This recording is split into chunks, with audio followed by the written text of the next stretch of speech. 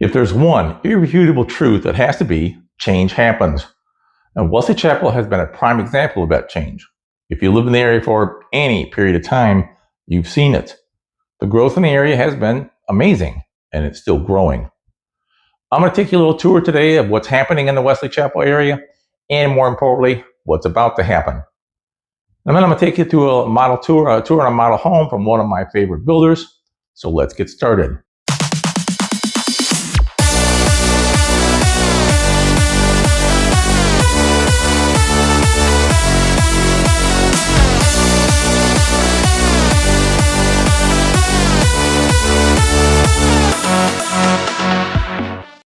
But before that, if you have not been on our channel before, I'm Mike Lavoie. I am a realtor with Dalton Way Real Estate here in the Tampa Bay area. We help people move and relocate to the Bay Area. So if you are interested in relocating to the area, give us a call. We'd love its help. My contact information is down below. You can use that number by text or by voicemail. Give me a call. I get a lot of my information from a company called, it's a website called niche.com. And they rank Wesley Chapel as an A+ overall. A- for schools, A for families. A recent Consumer Affairs report listed Wesley Chapel as the best place to move in Florida. It's really not hard to see why. When the outlet mall was opened up in the fall of, I think it was 2015, I mean, that's not even 10 years ago. It was out in the middle of nowhere.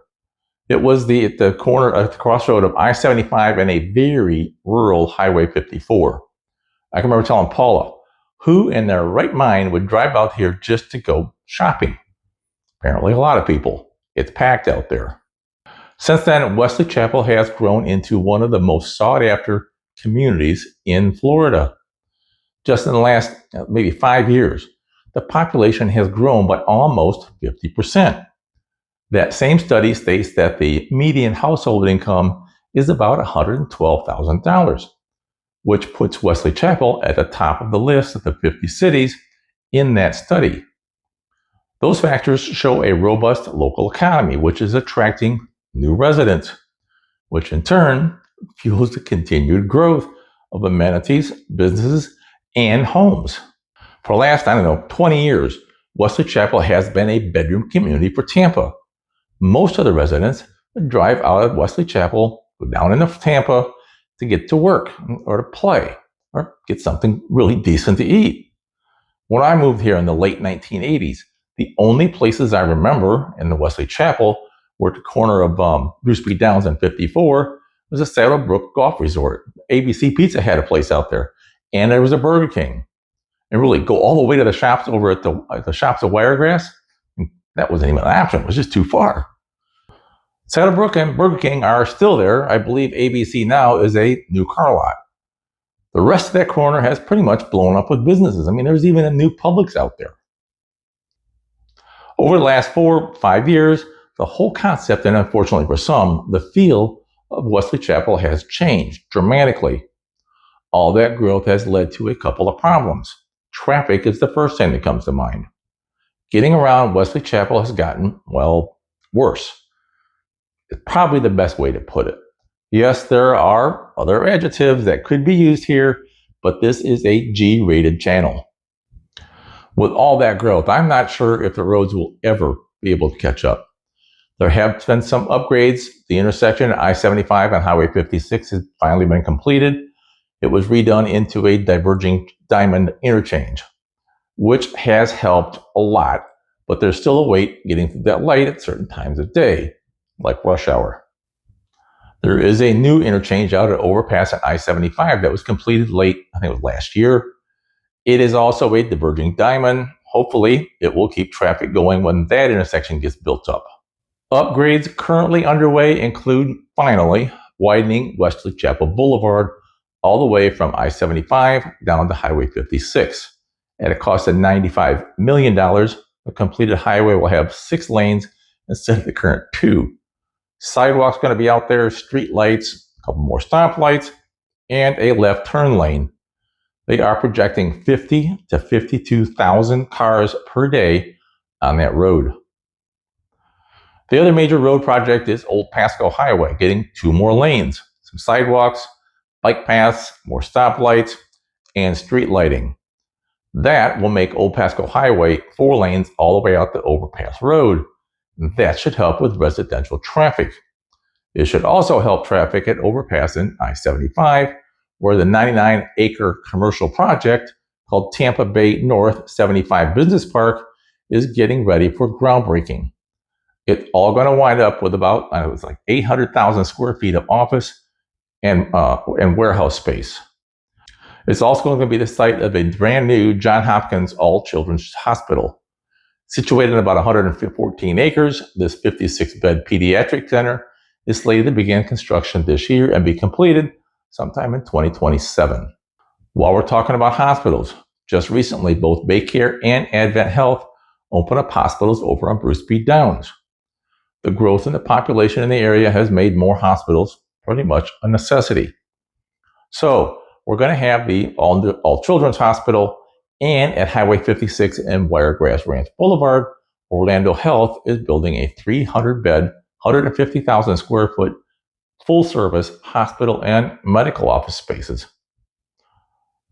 When the construction is completed, I think it's 2026, it's going to be the largest hospital in the area.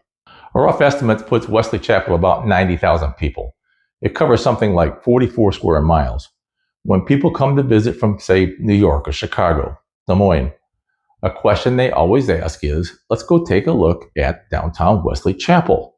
There are businesses, I'm guessing somewhere the number is close to 1,000 businesses, but there is no downtown. An office building over 3 stories is just not around here. There have been a couple of attempts to develop what would be considered a downtown area. A couple of years ago, Avalon Park started digging around. So far, there is one 3-story building. It just hasn't gone anywhere. And that downtown was started, I think, 20 years ago under a different name. It was called New River Township at that point in time. Maybe someday. The new dog on the block is Legacy Wiregrass Ranch. Wiregrass Ranch was a working ranch in Citrus Grove owned by the Porter family. James and Martha Porter bought about 14,000 acres in 1942. They sold the first of the section to what is now Saddlebrook Resort. A year later, they sold the second parcel, which became one of Tampa area's most popular communities, Meadow Point. The shops at Wiregrass was opened in 2008 at the intersection of Bruce B. Downs and Highway 56. Late last year, Pasco County Commissioners approved something like $50 million in tax credits to build Legacy Wiregrass Ranch on about 30 of the 5,000 original acres purchased for development as Wiregrass Ranch. Those credits give Legacy Wiregrass Ranch a firm foundation to get started on. The Legacy Wiregrass Ranch project is designed to become the area's first true downtown, with the first phase to include 75,000 square foot office buildings, a 150-room hotel with 15,000 square foot of conference space, and 150,000 foot entertainment space to include shops, restaurants, and entertainment venues in a pedestrian-friendly setting. The economic impact is expected to be significant. Legacy Wiregrass Ranch is projected to generate $575 million for the county's economy, almost 5,000 direct jobs and a total of 7,000 jobs. All those new jobs are going to need more people. Those people will have to live somewhere. Which brings me to the next issue, housing. Not that long ago, Wesley Chapel was a quiet little suburb of Tampa. There were a couple of subdivisions, Meadow Point and Seven Oaks come to mind, but there were a couple others. With the population boom in the last 4, 5, 6 years, new subdivisions have popped up all over the place. Most of them are out or at or near completion. It's scary how many of those subdivisions are considered old now. Estangia is what? 5, maybe 6 years old. The Ridge is 8, 9 years old. The 55 plus community at Esplanade at Wiregrass has been the, I guess you call it, go-to active community for the last 3 or 4 years. It's being outdone by Valencia Ridge. These, I guess you call them old subdivisions, are very nice subdivisions with a lot of amenities. Very nice amenities. But they're being eclipsed by the new subdivisions, and there are several of those. Places like Epperson Ranch, the first man-made lagoon in the United States. Just north of that is Murata, which has the largest man-made lagoon at 15 acres. And it's hard to beat living 2 blocks from the beach. But there is a new dog on the block. It's called Two Rivers. On the far east side of Wesley Chapel is an 8,000-acre site that was once part of the 17,000-acre Two Rivers Ranch. This 8,000-acre piece of land will become the largest subdivision in Pasco County, probably the largest on the west coast of Florida. It is projected to have 7,500 homes, townhomes, apartments, and villas. Plans include about 3,000 acres of green space, dog trails, community parks, walking trails, and gathering places. Amenities include access to several clubhouses, pools, sports courts, parks. Two Rivers is going to have its own K through 12 grade schools, some retail space, a lot of restaurants, cafes, grocery stores, beauty services, and it should be a town all to itself. Amenities are supposed to include an 18-hole private link-style golf course and its clubhouse. And one of the big things is a surf park. If you can imagine a place to go surfing in Central Florida, Peak Surf Park has purchased 30 acres inside of Two Rivers where they plan to build a surfing playground, complete with restaurants, entertainment, and a beach. It'll be the first one in Florida and looks to be a great time. There are currently 8 builders building in Two Rivers. 3 more will be joining the fun real soon. One of my favorites is MI Homes. I'm going to take you a walk through one of their models in a couple of minutes. Building out there just got started at the beginning of 2024. Lennar and D.R. Horton were the first and are building on the north side of Highway 56. Between the two, their goal is to have about 800 homes. Remember, they started the first quarter of 2024. They are almost built out. That means 800 or so families have already moved in a year. I was out talking with a good friend of mine who works for MI Homes last week. They are starting the third and final section of their build out. It just flat out amazes me how many people are still moving to the Bay Area. The obvious question is, where are they coming from? His response is no different than what I've been seeing for years. They get 10 to 15 people a week walking into the bottles. Most of them are from the northeast part of the country. They sold 40 homes last month in the Tampa division. So what can you expect to get in Two Rivers? For those entry-level buyers, you're looking at D.R. Horton or Lennar. Both will be considered entry-level. Prices start in the mid-300s. On the other end, you're looking at $2.5 million for an estate-size home on the planned private golf course. That section is planned for the very south section of the Two Rivers and is not expected to start construction until late 2025. In the middle price range, there are several to choose from. One of my favorites is MI Homes. Two Rivers is broken up into several villages. Each has its own amenities. Most are gated. MI Homes is in the village called Shortgrass. Residents of Shortgrass have access to the members-only clubhouse called The Landing at Two Rivers. Plans are for a resort-style walk-in pool, a lap pool, clubhouse with casual dining, tennis, pickleball, of course, a fitness center, walking and biking trails, and a playground for the kiddies. The village is going to have about 440 homes when completed. MI Homes has been building homes for 40 years. They make a very nice home. Shortgrass is going to be the home to their Landmark series of homes. What that means to you is homes with a lot of luxury touches already built in. The Landmark series also means you will be visiting the 2,500 square foot design center. Just keep in mind that what you look at in the design center costs money, lots of money. You can easily add 20-25% to the base cost of the home. I have a video that explains the design center and what you should and should not buy. One of the other features of the Landmark series is the ability to make changes to the floor plan. Remember, any of these changes to the floor plan or anything cost money. This is their Sonoma model. The base Sonoma is listed at about $645,000. This particular unit, when they put on the market, will be closer to $950,000. The final price of any home is also going to depend on the lot's location and size. MI is going to have 50, 60, and 65-foot lots, which is actually pretty good size nowadays.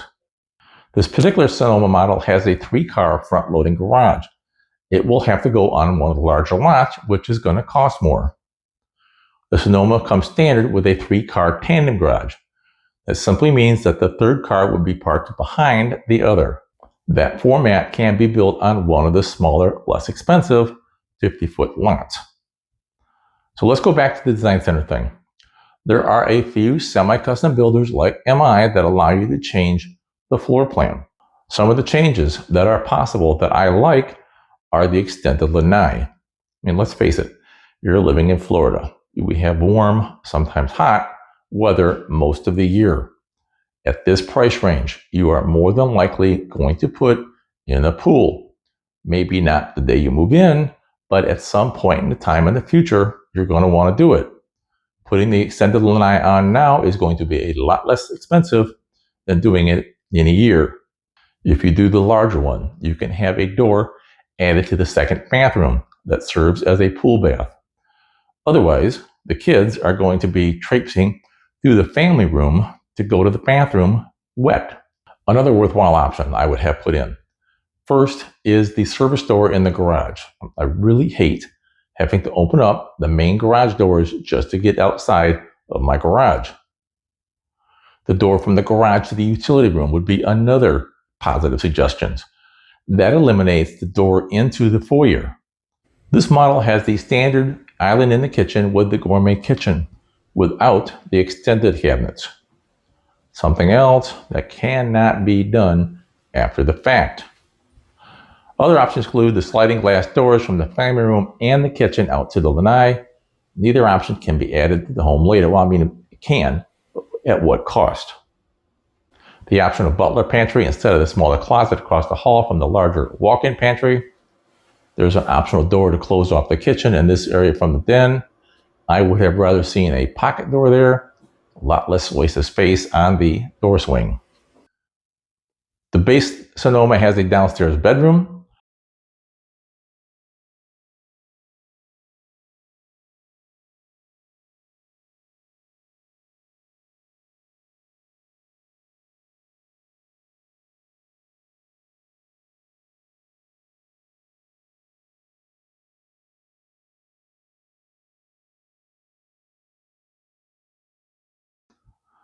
Upstairs is a huge game room. There is an optional wet bar available. Now would be the time to get that added. Getting that plumbing installed later, it's just not going to happen.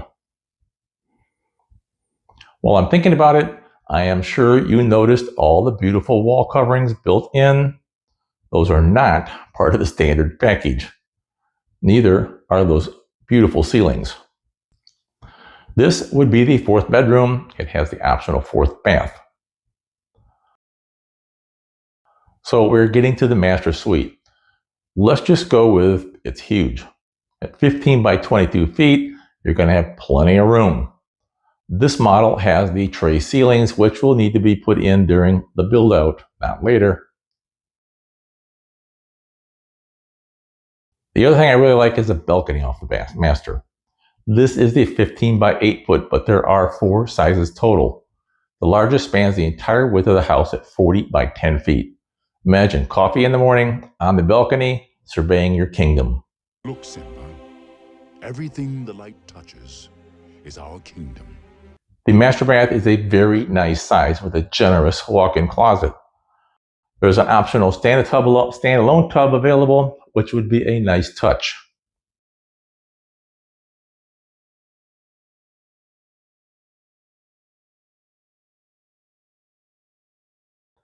I told you earlier, this home is going to be priced around $950,000. On the other hand, there are others that are not that expensive. Several are already being built, including 3 Sonoma models starting in the low 700s. MI Home offers 11 different floor plans in Shortgrass, starting at $530,000, going well into the millions of dollars. They have several different sizes, ranging from 3 bedrooms to a maximum of 7. Both 1 and 2 stories with 2 up to 4 car garages. MI is currently building in 11 different communities around the Tampa Bay area. At the moment, prices are starting in the low 300s. Right now, they are offering some really nice incentives on both their to-be-built and their quick move-in homes. I'd love to talk you through the process and see what the possibilities are. Give me a call. My contact information is on the screen below and in the comment section. See ya.